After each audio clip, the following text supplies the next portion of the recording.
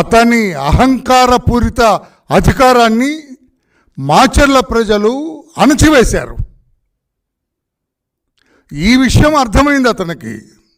ఈ నెల 13వ తారీఖున పోలింగ్ జరిగేటప్పుడే, ఓట్లు వేసేటప్పుడే అతని నేర సామ్రాజ్యంలో ఉండే ప్రజలందరూ తిరుగుబాటు చేశారు, అతన్ని తిరస్కరించారు,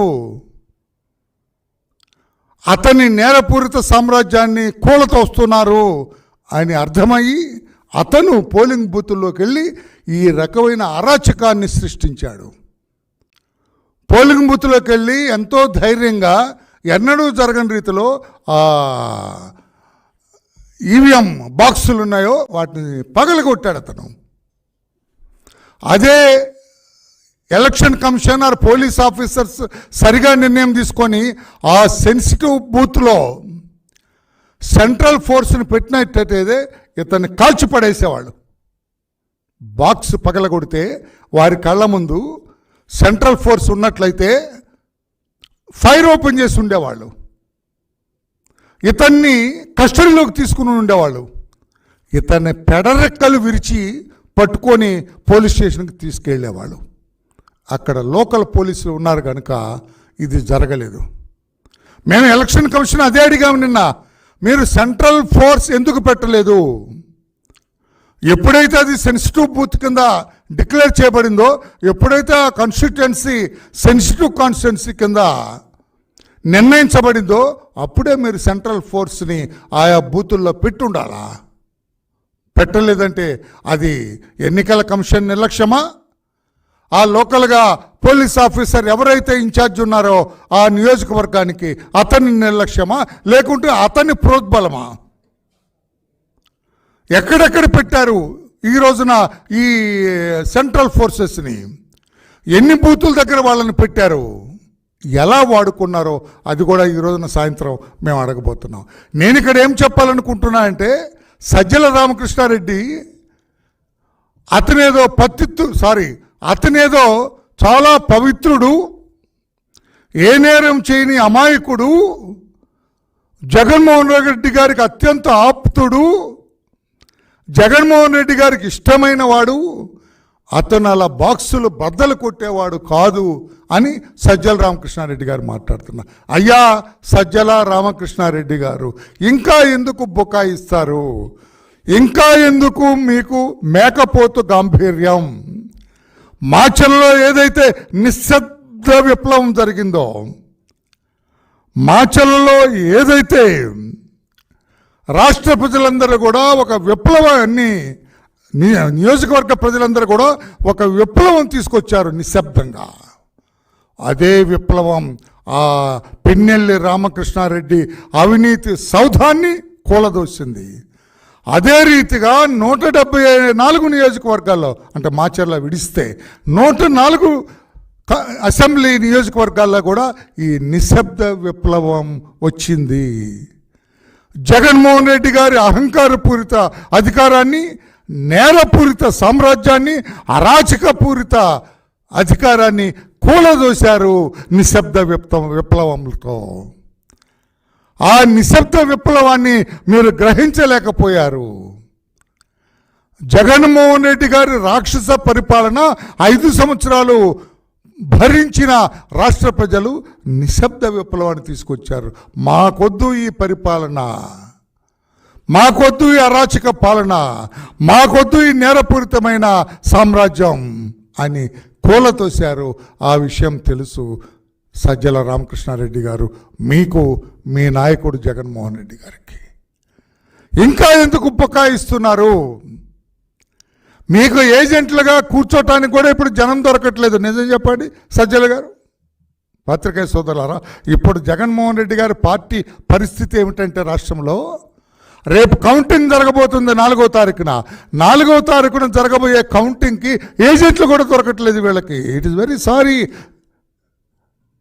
ఏమన్నా ఎఫ్ఐఆర్ ఇది, చాలా బాధతో కూడుకున్న ఎఫ్ఐఆర్ ఇది. ఏజెంట్లు కూడా ఇంకెందుకు సార్ మనకన్నా అంటున్నారు. ఎందుకంటే మాచర్లలో 202 బూత్లో ఎక్కడైతే గౌరవ ఏంటంటే సభ్యతా సంస్కారాలతో కూడుకున్న మంచివాడుగా జగన్మోహన్ రెడ్డి గారు సర్టిఫికెట్ ఇచ్చిన పిన్నెల్లి రామకృష్ణారెడ్డి గారు బాక్స్ బద్దలు కొట్టారో అందులో నుంచి అక్కడ కనెక్టెడ్ వివి ప్యాడ్స్ స్లిప్స్ బయటపడ్డాయి. ఆ వీడియోలో చూసారో లేదో, నేను అక్కడ చూపిద్దాం అనుకున్నాను. Get it now. అక్కడ పడిపోయినాయి. అవి చూస్తే 26 పడిపోయినాయి, 28 అనుకుంటున్నాను. ఆ 28 వివి ప్యాడ్ స్లిప్స్ పడిపోతే అందులో 6 వైసీపీ, 22 టీడీపీ. 22 టీడీపీ స్లిప్స్ అంటే ఓట్లు బయటపడ్డాయి. ఇక్కడ 6 అంటే ఈ రేషియోలో అర్థమైపోయింది. అందుకే అతను బాక్స్ బద్దలు కొట్టాడు. నిశ్శబ్ద విప్లవంలో తెలుగుదేశం పార్టీకి బ్రహ్మాండంగా ఓటింగ్ జరుగుతుంది, ఓట్లు వేస్తున్నారు. మనం ఆ అంచనాని అందుకునే రీతిలో లేము అని అతను ప్రతి బూత్ సందర్శించి బాక్సులు బద్దలు కొట్టారని నేను అంటూ ఉన్నాను. ఇంకా ఎందుకు మీరు బుకాయిస్తున్నారు? 6-22 ఈ శాతంలో మీరు ఎందుకు ఏమందుకుంటారు? స్పష్టమైన మెజార్టీతో తెలుగుదేశం పార్టీ గెలవబోతుంది. చంద్రబాబు నాయుడు గారు ముఖ్యమంత్రిగా ప్రమాణ స్వీకారం చేయబోతున్నారు. ఇక మీ ఆగడాలు ఆపండి, మీ అరాచకం ఆపండి. ఇప్పటికే చాలామంది వైసీపీ నాయకులు అండర్ గ్రౌండ్కి పోయినారు, కొంతమంది లేరు. ఎవరైతే నేరపూరిత సామ్రాజ్యాన్ని నిర్మించుకోవాలనుకుంటున్నారో పిన్నెల్లిలాగా వాళ్ళందరూ కూడా పలాయన మంత్రం చిత్తగించారు, పారిపోయారు. పోలీసులకి అందుబాటులో లేరు అనుకున్నారు. అప్పటి పోలీసులు లేదు, పోలీసులు కూడా మారిపోయారు. హోగయా ఓ కామ్. మీకు సహకరించే పోలీసులు ఈ రోజున చట్టబద్ధంగా నడుస్తూ ఉన్న సంగతి గ్రహించండి. పోలీసులు చట్టాన్ని వారిప్పుడు అనుసరిస్తున్నారు. చట్టం చేతిలో బందీ అయినారు, వాళ్ళు చట్టబద్ధంగా నడుస్తున్నారు. గతంలోలాగా వైసీపీకి జై కొట్టే స్థితిలో రాష్ట్ర పోలీసులు లేరు అని చెప్పి కూడా నేను తెలియజేస్తున్నా. ఈ సజ్జల రామకృష్ణ అంటే ఐ డోంట్ నో ఏమిటి అతని, నేను ఎవాల్యుయేట్ చేస్తున్నా అతని ఇంటెలిజెన్స్, అతని తెలివితేటలు ఏదని. తెలుగుదేశం పార్టీ బాక్సులు బద్దలు కొడితే లేకుంటే రిగ్గింగ్ చేస్తే రీపోలింగ్ అడగాలి కదా, అడగలేదుగా రీపోలింగ్ అని పచ్చి అబద్ధాలు మాట్లాడుతున్నాడు సజ్జల రామకృష్ణ అంటే ఒక అవగాహన రాహిత్యుడు. పత్రికా సోదరుల సజ్జల రామకృష్ణారెడ్డి అనే ఒక అవగాహన రాహిత్యుడు. This is the letter I have submitted to CEO, chief electoral officer Meena గారికి ఇచ్చిన లెటర్. ఎప్పుడు? 13వ తారీఖున సాయంత్రం. 13 అంటే పోలింగ్ రోజున. ఏమని ఇచ్చాము? ఈ పోలింగ్ బూత్లో we therefore request the ECI to kindly order a fresh poll repolling in the said booths and deploy sufficient police forces for free and fair election. దీంట్లో 32 బూతులు, విజయవాడ 2 బూతులు, విజయవాడ వెస్ట్లో 2 బూతులు, మాచర్లలో 1, 2, 3, 4 బూతులు అడిగాం. సజ్జల రామకృష్ణారెడ్డి గారు మాచర్లలో 4 బూతులు అడిగాం. సత్తెనపల్లిలో 1, 2, 3, 4, 5, 6. ఆయన అంబటి రాంబాబు కోర్టుకు వెళ్ళారు, మేము ఈసీఐని సందర్శించాం 6 బూతుల్లో. దర్శిలో 1, 2, 3, 4, 5 బూతులు. ఒంగోలులో 1, 2, 3, 4, 5 బూతుల్లో. తిరుపతి కాన్స్టిట్యున్సీ శ్రీకాళహస్తిలో 1 బూతు, చిత్తూరులో 1 బూత్ అడిగాం, మదనపల్లిలో 1 బూత్ అడిగాం, అనంతపూర్ అర్బన్లో 1, 2, 3, 4, 5, 6, 7 బూతులు అడిగాము. పుట్టపర్తిలో 1, 2 మొత్తం 31 బూతుల్లో మేము రీపోలింగ్ అడిగితే రీపోలింగ్ అడగలేదుగా అంటే మా దొంగతనం చెల్లుబాటు అయింది అంటాడు ఆయన. అడిగాము mister Sajjala, this is the letter submitted by me with my signature. This is my signature. ఇంక ఇప్పుడు తలెక్కడ పెట్టుకుంటారు మీరు? సిగ్గుతో తలెక్కడ పెట్టుకుంటారు మీరు అంటున్నా. ఎంతకాలం రాష్ట్రపతుల్ని మోసం చేయగలరు? ఎంతకాలం ఈ అబద్ధాలతో బతకగలరు మీరు? అంటే ఓటమిని అంగీకరించరా? ఎట్లాగే అవగాహన లేకుండా బుద్ధి లేకుండా మాట్లాడేస్తుంటారా? This is the letter. ఈ లెటర్ కాపీ అక్కడ ఒరిజినల్ కాపీ ఆయన దగ్గరే ఉంది. దిస్ ఈజ్ అక్నాలజ్డ్ కాపీ ఇది. అందుకే జగన్మోహన్ రెడ్డి గారి కేల్ కథం, దుకాన్ బంద్. అందుకే తెలుసు ఆయన లండన్లో ఉన్న లండన్లో ఏదో పెద్ద ప్యాలెస్ కొన్నాడని విన్నా నేను. అది కూడా ఎంక్వైరీ చేయమన్నా. అంటే జగన్మోహన్ రెడ్డి గారి మకాం లండన్కు మారనుందా? We came to know, it is reliably learned that he has purchased a big palace at London. లండన్లో పెద్ద భవనం కొన్నారు జగన్మోహన్ రెడ్డి గారు అని తెలిసింది. ఆయనే చెప్పాలి పాపం. అక్కడ నేను ఆ భవనాన్ని చూడలేదు, ఆ ఫోటో కూడా ఇంకా నాకు రాలేదు. కానీ కొన్నారని మాత్రం సమాచారం వచ్చింది. ఇది నిజమా కదా? ఎందుకు కొన్నారు?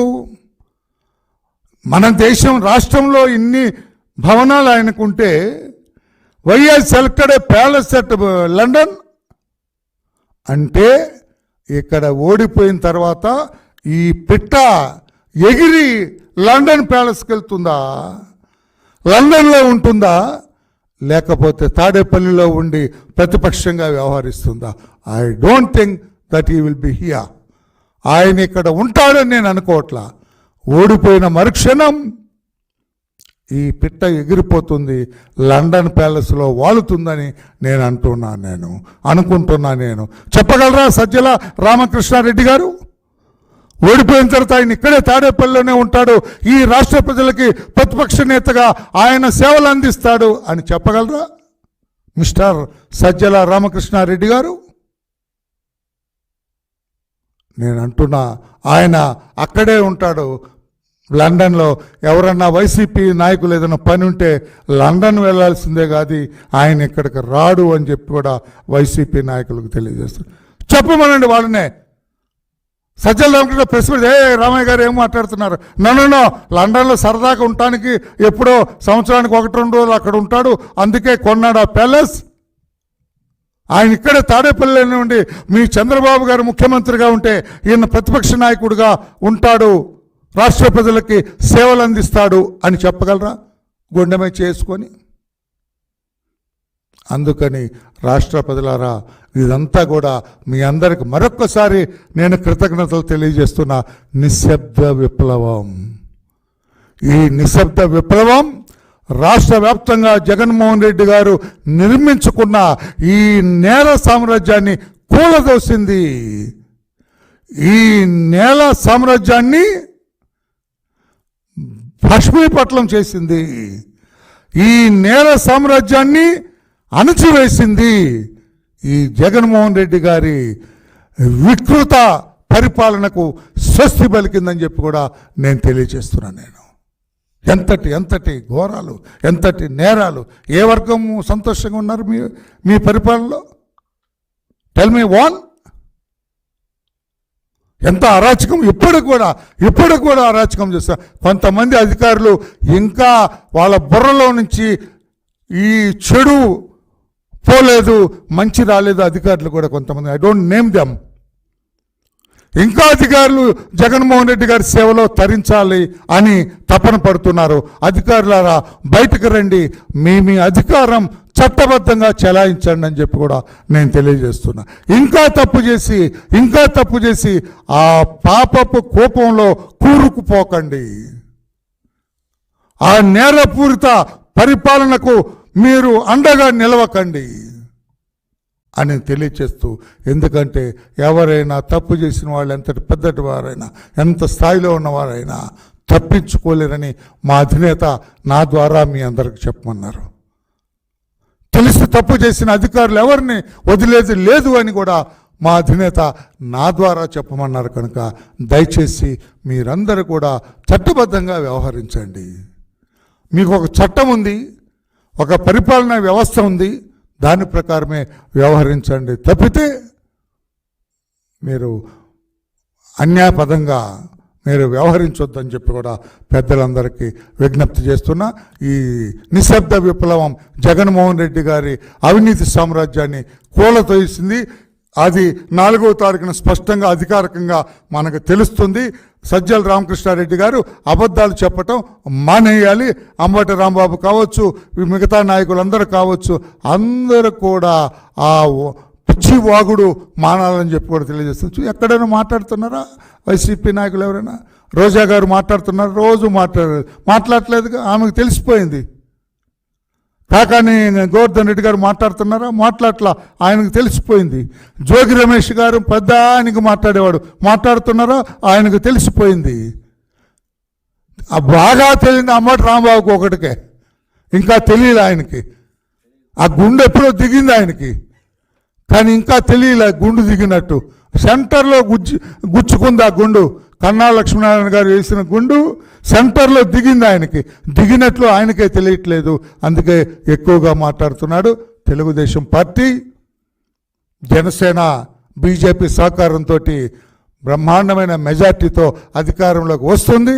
చంద్రబాబు నాయుడు గారు త్వరలోనే, నాకైతే ఎక్కడ మనం రాజధాని కడతామని చెప్పి శంకుస్థాపన జరిగిందో, ఉద్దండరాయునిపాలెంలో జరిగిందో, ఎక్కడైతే ప్రధానమంత్రి వచ్చి ఆ మట్టి యమునా నీరు మనకు అందించారో అక్కడే ముఖ్యమంత్రిగా చంద్రబాబు నాయుడు గారు ప్రమాణ స్వీకారం చేయాలని నా మనసారా అనుకుంటున్నా. ఈ విషయాన్ని ఆయన మా అధినేత దృష్టిలో పెడతా, దయతో అంగీకరించమని కూడా కోరుతా. ఎక్కడవుద్దు ఎక్కడొద్దు అక్కడే పెట్టాలా, అమరావతిలోనే పెట్టాలా. ఆ ఎవరు మోడీజీ ఎక్కడొచ్చి ఆయన శంకుస్థాపన చేశారో అక్కడే ఆయన పెట్టేసి, ఇదిగో అమరావతి ప్రభ వెలుగుతుంది ఈ రోజు నుంచి, అమరావతి ప్రభావం ఈ రోజు నుంచి ప్రారంభమైంది. ఈ అమరావతి ప్రభావాన్ని, వైభవాన్ని ఎవరు అడ్డుకోలేరని ముఖ్యమంత్రిగా చంద్రబాబు గారి నోట ఇవన్నీ పలకాలని చెప్పి కూడా కోరుకుంటున్నాను. Thank you everybody. Any question on this, you are at liberty to ask my any question with regard to this. Thank you.